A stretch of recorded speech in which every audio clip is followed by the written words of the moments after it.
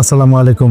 কুড়িগ্রাম এক আসনে ভোটের উত্তাপ বেড়েই চলেছে। এবার নির্বাচনী মাঠে আলোচনার কেন্দ্রে আছেন জামাতি ইসলামের মনোনীত প্রার্থী আনোয়ারুল ইসলাম।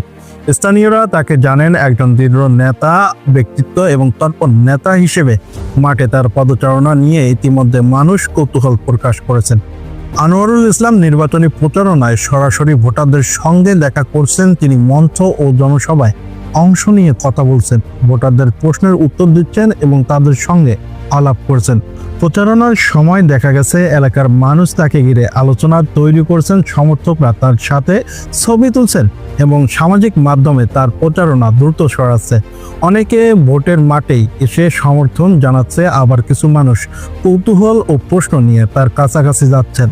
আনোয়ারের আচরণ, বক্তব্য এবং জনসম্মুখে উপস্থিতি সবই তাকে নির্বাচনী উত্তাপের কেন্দ্রে রেখেছে।